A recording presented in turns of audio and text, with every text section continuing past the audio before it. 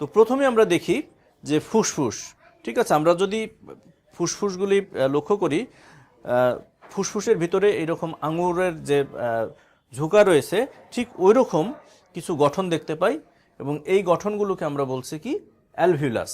তো অ্যালভিউলাস এই যে এরকম দেখতে, হ্যাঁ, এবং অ্যালভিউলাস আমরা যে বুদবুদ দেখছি, বাবলস দেখছি অনেকটা দেখতে সেরকম। তো এক কথায় যদি বলা হয় যে অ্যালভিউলাস কাকে বলে, তাহলে ফুসফুসের গঠনগত এবং কার্যগত যে একক, সেই একককেই বলা হচ্ছে অ্যালভিউলাস। আচ্ছা, এখন আমরা জানব যে অ্যালভিউলাসের সংখ্যা। এই অ্যালভিউলাসের সংখ্যাগুলি কিন্তু সকল বয়সের মানুষের ক্ষেত্রে একই রকম থাকে না। এটা বিভিন্ন বয়সে এই সংখ্যাটা কিন্তু পরিবর্তিত হয়। তো শুরুতে আমরা এই যে এখানে দেখো একটা নবজাতক দেখতে পাচ্ছি। তো এই যে নবজাতক, এই নবজাতকের ক্ষেত্রে দেখো যে 20 মিলিয়ন অ্যালভিউলাস থাকে। অর্থাৎ এই যে নবজাতকের যে ফুসফুস রয়েছে তার ফুসফুসের ভিতরে টোটাল যে অ্যালভিউলাস থাকে তার পরিমাণ হলো 20 মিলিয়ন। আবার এখন যদি দেখি এই যে 8 বছর, অর্থাৎ নবজাতকের পর থেকে 8 বছর বয়সী যে শিশুগুলি রয়েছে তাদের ক্ষেত্রে আমরা যদি লক্ষ্য করি, তাহলে এটি হয়ে যায় 20 মিলিয়ন থেকে দেখো কত 300 মিলিয়ন। অর্থাৎ বয়সের সাথে সাথে এইটার পরিমাণ কিন্তু বেড়ে যাচ্ছে। কারণ কি, বয়সের সাথে সাথে আমাদের যে ফুসফুসের আকারটাও কিন্তু ধীরে ধীরে বড় হয়ে যাচ্ছে, সেই ক্ষেত্রে এই পরিমাণটাও কিন্তু চেঞ্জ হয়ে যাচ্ছে। এখন যদি আমরা বলি পূর্ণবয়স্ক, তাহলে পূর্ণবয়স্ক এখানে আমরা যে দুজন মানুষ দেখছি তারা হচ্ছে পূর্ণবয়স্ক। তো এই পূর্ণবয়স্ক মানুষের যে দুটি ফুসফুস রয়েছে, সেই দুইটি ফুসফুসে প্রায় 30 কোটিরও বেশি কিন্তু অ্যালভিউলাস থাকে। তাহলে এখানে অ্যালভিউলাসের যে সংখ্যাগুলি, কোন বয়সীর মানুষের কত সংখ্যক অ্যালভিউলাস থাকে, এই তথ্যগুলি তোমাদের খুব ভালোভাবে শিখে রাখতে হবে। এখন দেখি যে ব্যাস কতটুকু। দেখো এই যে অ্যালভিউলাসগুলি আমরা দেখছি, এই প্রত্যেকটি অ্যালভিউলাসের ব্যাস 0.2 মিলিমিটার, এবং এর প্রাচীর, এই যে এর যে প্রাচীরগুলি রয়েছে, এই প্রাচীর 0.1 মাইক্রোমিটার পুরু।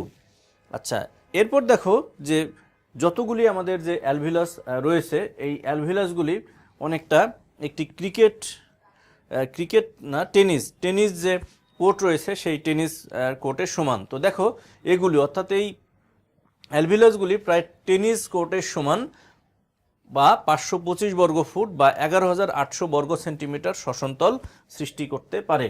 আমাদের যে অ্যালভিউলাস রয়েছে, সেই অ্যালভিউলাসের মানে সবগুলি অ্যালভিউলাস কতটুকু দেখো, 11,800 বর্গ সেন্টিমিটার বা 525 বর্গ ফুট কি করে শ্বসনতল সৃষ্টি করে, এবং এই শ্বসনতলটি একটি টেনিস কোর্টের সমান। তো এই যে এখানে বলা হলো ব্যাস কতটুকু, তারপরে এর প্রাচীরের পুরুত্ব কতটুকু, তারপরে এরা কতটুকু শ্বসনতল তৈরি করে, এই তথ্যগুলি তোমাদের ভালোভাবে মনে রাখতে হবে। কারণ এগুলি জ্ঞানমূলক অথবা এমসিকিউ যে প্রশ্নগুলি রয়েছে, অথবা যে অ্যাডমিশনের প্রশ্নগুলি আসে, এখান থেকে কিন্তু কোশ্চেন দিতে পারে। এই জন্য এগুলি খুব ইম্পর্টেন্ট, তোমরা খুব ভালোভাবে শিখে রাখবে। এখন আমরা যদি গঠনের কথা বলি, তাহলে এটা দেখতে কেমন। এই যে দেখো এখানে আমরা কিছু বাবলস দেখতে পাচ্ছি, তাই না, বুদবুদ দেখতে পাচ্ছি। তো দেখতে কিন্তু অনেকটা এই বাবলসের মতো, ঠিক আছে। তো দেখো প্রতিটি অ্যালভিউলাস ক্ষুদ্র ক্ষুদ্র বুদবুদ সদৃশ বায়ুকুঠরি বিশেষ। তাহলে এই যে এইগুলোই হলো কি আমাদের যে অ্যালভিউলাস। তাহলে এটি কিসের মতো, বায়ুকুঠরির মতো। এবং এর প্রাচীরে আমরা যদি লক্ষ্য করি, প্রচুর পরিমাণে রক্তজালিকা থাকে, সূক্ষ্ম সূক্ষ্ম রক্তজালিকা থাকে, যেগুলোকে আমরা বলছি কৌশিক জালিকা। এবং আমরা জানি এই অ্যালভিউলাসের মধ্যেই যে শ্বসন গ্যাস, অর্থাৎ কার্বন ডাইঅক্সাইড বা অক্সিজেন, সেইগুলি কিন্তু ব্যাপন প্রক্রিয়ার মাধ্যমে বিনিময় হয়ে থাকে, এবং সেই বিনিময়ে এই কৌশিক জালিকাগুলি সরাসরি কিন্তু অংশগ্রহণ করে থাকে। চলো আমরা পরের যে অংশটি সেটি দেখি যে এর প্রাচীরের গঠনটা কি। তাহলে এর প্রাচীর যদি আমরা লক্ষ্য করি, এই অ্যালভিউলাসের যে প্রাচীর, সেই প্রাচীরে কি থাকবে, স্কোয়ামাস এপিথেলিয়াল কোষ থাকে। অর্থাৎ আয়সাকার, মাছের যে আইস রয়েছে সেই আইসের মতো বা আয়সাকার কি থাকে, কিছু আবরণী কোষ থাকে। এছাড়াও দেখো যে এখানে কি থাকবে, কোলাজেন তন্তু থাকবে এবং এই কোলাজেন তন্তুগুলো কি করে তাদের যে সংকোচন প্রসারণ ইলাস্টিসিটির জন্য দায়ী। এই কোলাজেন তন্তু কিন্তু এই অ্যালভিলাসের ভিতরে থেকে থাকে এবং এই কোলাজেন তন্তু থাকার কারণেই দ্রুত কি হয় যে এটি সংকুচিত এবং প্রসারিত হয়। এছাড়াও আমরা পূর্বেই জেনেছি যে এখানে কি থাকবে, কৌশিক নালিকা থাকবে, সূক্ষ্ম সূক্ষ্ম কিছু রক্তনালীর উপস্থিতিও কিন্তু আমরা এই অ্যালভিলাসের যে গঠনটা যদি দেখি অভ্যন্তরীণ গঠনের ক্ষেত্রে আমরা দেখতে পাবো। তো অ্যালভিলাসের প্রাচীর দেখো চ্যাপ্টাকৃতির স্কোয়ামাস কি থাকবে বা আয়সাকার আবরণী কোষ দ্বারা গঠিত হবে। এছাড়া এদের প্রাচীরে কিছু স্থিতিস্থাপক অর্থাৎ সংকোচন প্রসারণে সক্ষম এরকম কোলাজেন তন্তু থাকবে এবং এই কোলাজেন তন্তু থাকার কারণেই কি হয়, অ্যালভিলাস দ্রুত সংকুচিত এবং প্রসারিত হতে পারে। এরপর আমরা যদি দেখি যে অ্যালভিলাসের যে প্রাচীরটি রয়েছে বা অ্যালভিলাসের গঠন যদি আমরা খুব ভালোভাবে লক্ষ্য করি, এখানে দুই ধরনের কোষ থাকে। কয় ধরনের কোষ থাকে? দুই ধরনের। একটা হচ্ছে টাইপ 1 কোষ, যেগুলি হচ্ছে পাতলা চ্যাপ্টা, এবং এই কোষগুলো কি করে, গ্যাসীয় যে পদার্থগুলি রয়েছে সেই গ্যাসীয় পদার্থ আদান প্রদানে সাহায্য করে। তো আমরা যদি লক্ষ্য করি এই যে এখানে এই জায়গাগুলোতে আমরা টাইপ 1 টাইপ যে কোষগুলো বা অ্যালভিলার সেল, টাইপ 1 অ্যালভিলার সেল আমরা এই জায়গাগুলোতে কিন্তু পেয়ে থাকি। আরেকটি যদি লক্ষ্য করি তো এই কোষের ভিতরে কি থাকে, কিছু ম্যাক্রোফেজ থাকে। ঠিক আছে, তাহলে কি থাকে, এই যে অ্যালভিলার কিছু ম্যাক্রোফেজ থাকে, যে ম্যাক্রোফেজগুলি ফুসফুসের ভিতর যদি কোনো জীবাণু প্রবেশ করে সেই জীবাণুগুলিকে সরাসরি আক্রমণের মাধ্যমে বা ফ্যাগোসাইটোসিস প্রক্রিয়ার মাধ্যমে ধ্বংস করে ফুসফুসকে ক্ষতির হাত থেকে রক্ষা করে থাকে। পরের যে কোষটি আমরা দেখব এখানে, সেটি হচ্ছে সারফেক্ট্যান্ট ক্ষরণকারী কোষ। ঠিক আছে, সারফেক্ট্যান্ট ক্ষরণকারী কোষ, যেটাকে বলা হয় সেপ্টাল কোষ। ঠিক আছে, তো অ্যালভিলাসের প্রাচীরে বিদ্যমান এপিথেলিয়াম টাইপ 2 অ্যালভিলার কোষ বা সেপ্টাল কোষ থাকে এবং এই সেপ্টাল কোষগুলো কি করে যে অ্যালভিলাসের ভিতর ডিটারজেন্টের মতো একটি পদার্থ ক্ষরণ করে এবং এই ডিটারজেন্টের মতো পদার্থটিকে বলা হয় সারফেক্ট্যান্ট। তো টাইপ 2 কোষ যেটাকে বলছি সেপ্টাল কোষ, সেপ্টাল কোষ কি করে, এই সারফেক্ট্যান্ট ক্ষরণ করে। আর সারফেক্ট্যান্টের কাজ হলো কি, যে ফুসফুসের ভিতর যদি কোনো জীবাণু প্রবেশ করে সেই জীবাণুকে যেমন ধ্বংস করে, পাশাপাশি যে পৃষ্ঠটান সেই পৃষ্ঠটানটাও কিন্তু কমিয়ে দেয়, কমিয়ে দিয়ে দ্রুত সংকোচন প্রসারণে কি করে, ফুসফুসকে সহায়তা করে এবং শ্বসন যে প্রক্রিয়া সেই শ্বসন প্রক্রিয়াটি সম্পন্ন করে। তো যখন ভ্রূণের বয়স 23 সপ্তাহ হয়, অর্থাৎ 23 সপ্তাহ পরে এই ভ্রূণের বয়স যখন 23 সপ্তাহ হয়, তখন কি হয়, এই সারফেক্ট্যান্ট যে পদার্থটি সেটি ক্ষরিত হয়। এই তথ্যটি তোমাদের খুব ভালোভাবে মনে রাখতে হবে, কেননা একটি এমসিকিউ বা জ্ঞানমূলক যে প্রশ্নগুলি পরীক্ষায় দিয়ে থাকে সেখানে প্রায়ই এই তথ্যটি চাওয়া হয়। এরপর দেখো যে সারফেক্ট্যান্ট কি করে, অ্যালভিলাসের পৃষ্ঠটান কমিয়ে দেয় এবং পৃষ্ঠটান কমিয়ে দিয়ে দেখো এই যে ফুসফুসের যে সংকোচন প্রসারণ এটি ঠিক রাখে এবং খুব সহজেই শ্বসন কাজটা সম্পন্ন করতেও কিন্তু এই অ্যালভিলাস সাহায্য করে। এছাড়াও আমরা কিছুক্ষণ আগেই বললাম যে এখানে ম্যাক্রোফেজ থাকবে, এই ম্যাক্রোফেজগুলি কি করবে, ফুসফুসের ভিতরে যদি কোনো জীবাণু প্রবেশ করে সেই জীবাণুগুলোকে ফ্যাগোসাইটোসিস প্রক্রিয়া অর্থাৎ ভক্ষণ প্রক্রিয়ার মাধ্যমে কি করে, ধ্বংস করে দেয় এবং ফুসফুসকে ক্ষতির হাত থেকে রক্ষা করে। এখন আমরা চলো পরের যে টপিকটি অর্থাৎ নিঃশ্বাস প্রশ্বাস যে কার্যক্রম এবং এই কার্যক্রমটি কিভাবে সম্পন্ন হয় সেই বিষয়টি জেনে নিই।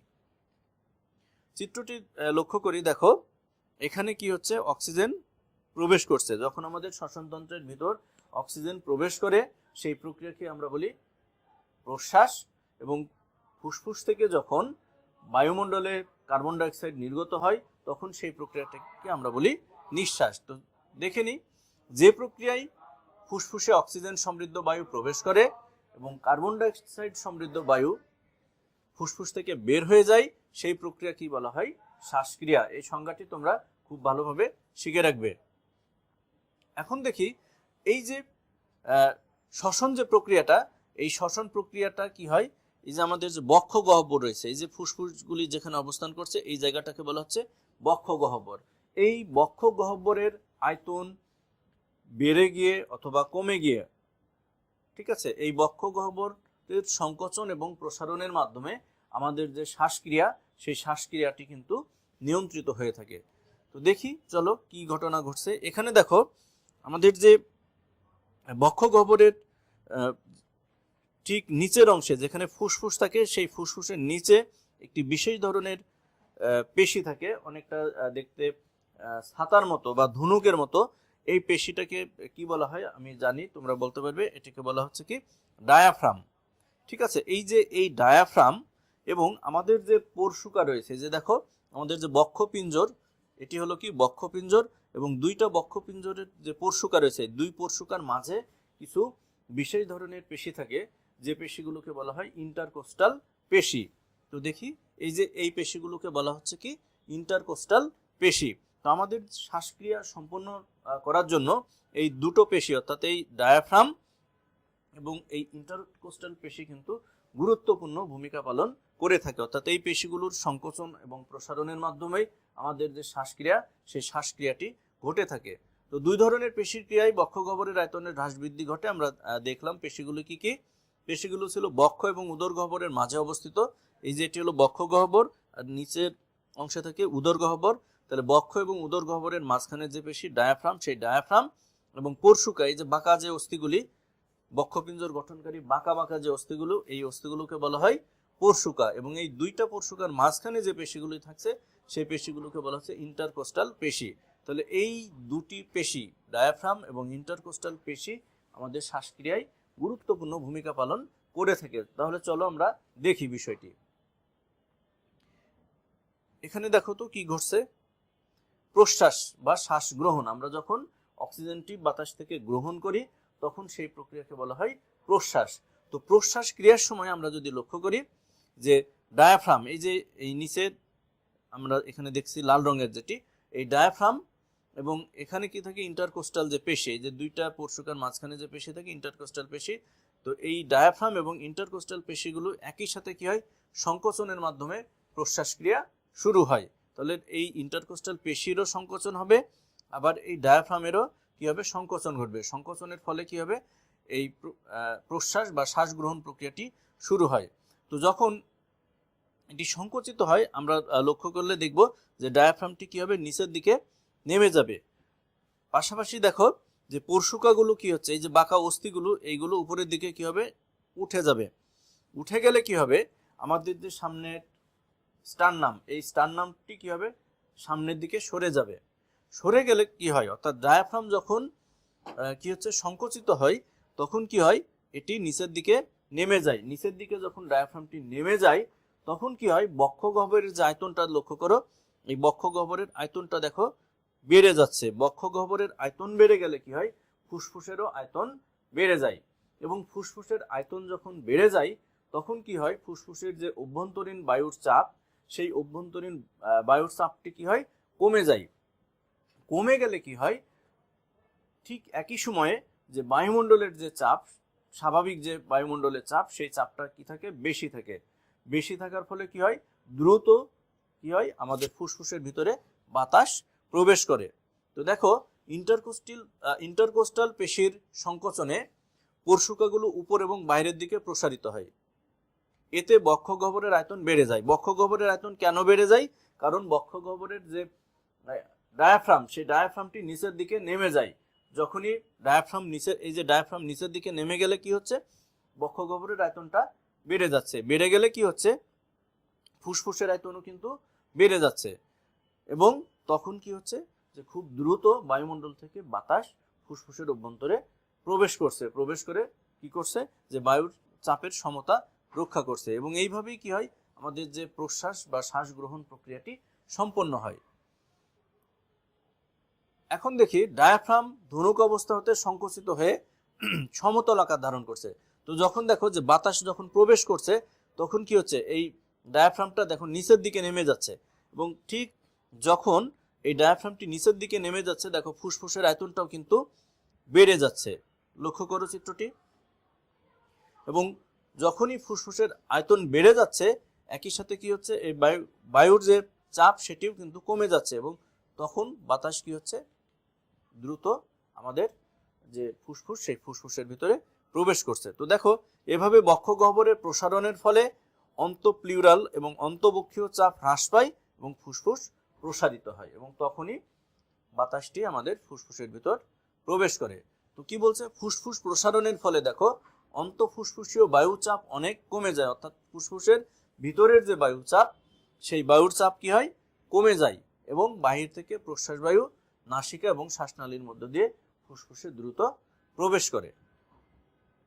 এইভাবেই কি হয়, আমাদের প্রশ্বাস বা শ্বাস গ্রহণ যে প্রক্রিয়া সেই প্রক্রিয়াটি সম্পন্ন হয়। তো আমরা যদি আবারও বলি বিষয়টি কি হচ্ছে, দেখো ফুসফুসে প্রবেশকৃত প্রশ্বাস বায়ুতে এবং রক্তে বিদ্যমান শ্বসন গ্যাসের ঘনত্বের পার্থক্যর কারণে ফুসফুসের অ্যালভিউলাসের প্রাচীরের মাধ্যমে গ্যাসের কি হয়, বিনিময় ঘটে। এভাবে প্রশ্বাস বা শ্বাস গ্রহণ যে প্রক্রিয়া সেই প্রক্রিয়াটি সম্পন্ন হয়। তো এই যে ফুসফুসের ভিতরে কি হলো, বায়ুমণ্ডল থেকে বাতাস প্রবেশ করলো, আবার ফুসফুস থেকে কার্বন ডাইঅক্সাইড সমৃদ্ধ বাতাস বায়ুমণ্ডলে মুক্ত হলো। তো এই প্রক্রিয়াটাকে বলা হয় বহিঃশ্বসন।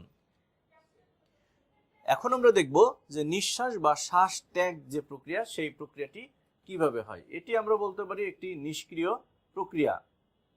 আগে আমরা দেখেছিলাম কি যে ডায়াফ্রাম নিচে নেমে গিয়েছিল, এখন ঠিক তার অপোজিটটা ঘটবে, বিপরীত ক্রিয়াটি ঘটবে। অর্থাৎ এবার কি হবে, ডায়াফ্রাম উপরের দিকে কি হবে, উঠে যাবে। যখনই ডায়াফ্রামটি উপরের দিকে উঠে যাবে তখন কি হবে, বক্ষগহ্বরের আয়তন দেখো হ্রাস পাবে এবং একই সাথে ডায়াফ্রাম যখন উপরে উঠে যাচ্ছে পরশুকাগুলো কি হচ্ছে নিচের দিকে, এই যে বাঁকা যে অস্থিগুলো, এই অস্থিগুলি দেখো নিচের দিকে নেমে যাচ্ছে। এর ফলে কি হচ্ছে যে পরশুকা বা এই যে আমরা যে স্টারনামের কথা বলি, এই স্টারনাম দেখো ভিতরের দিকে সংকুচিত হচ্ছে। তাহলে মূল যে বিষয়টি হচ্ছে কি, ডায়াফ্রাম উপরের দিকে উঠে যাবে। এই যে পেশিটি, এই পেশিটি যখন উপরের দিকে উঠে যাবে তখন কি হবে, বক্ষগহ্বরের যে আয়তন, এই যে এই আয়তনটা কি হবে, কমে যাবে। বক্ষগহ্বরের আয়তন যখন কমে যাবে তখন একই সাথে ফুসফুসের যে আয়তন সেই ফুসফুসের আয়তনও কিন্তু কমে যাবে এবং ফুসফুসের আয়তন কমে যাওয়ার ফলে কি হবে, ফুসফুসের যে ভিতরের চাপ, বায়ুর যে চাপ, সেই চাপটি কিন্তু বেড়ে যাবে এবং বেড়ে যাওয়ার ফলে কি হবে, কার্বন ডাইঅক্সাইড সমৃদ্ধ বাতাসটি দ্রুত বায়ুমণ্ডলে মুক্ত হবে। তো দেখি চলো, এ সময় ডায়াফ্রাম এবং ইন্টারকোস্টাল পেশির শিথিল হয়ে আসে, অর্থাৎ এই যে উপরের দিকে উঠে আসছে যখন, ঠিক আছে, এটি হলো শিথিল হয়ে যাওয়া এবং বক্ষপ্রাচীর প্রসারিত হয়ে ফুসফুসের উপর অবসন্নভাবে ঢলে পড়ে, যার ফলে কি হচ্ছে যে বক্ষগহ্বরের আয়তন কমে যাবে।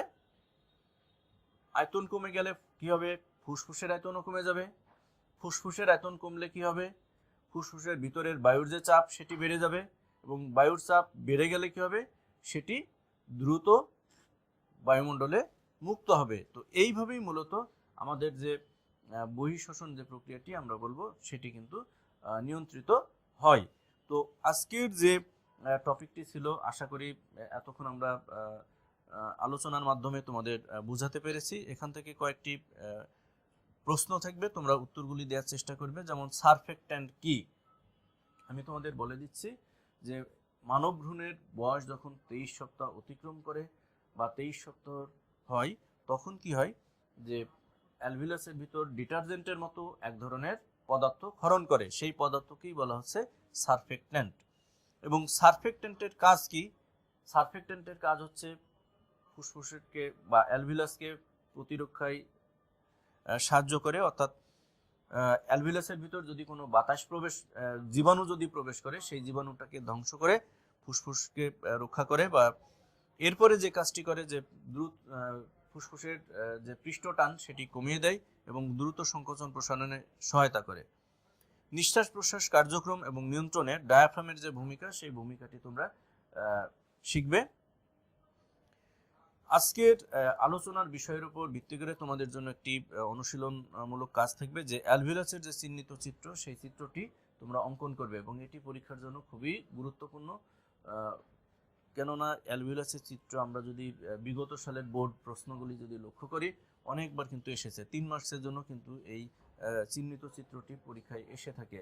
আবার কখনো কখনো অ্যালভিলাসের যে গঠনটি রয়েছে সেটিও কিন্তু আমাদের পরীক্ষার জন্য অনেক গুরুত্বপূর্ণ।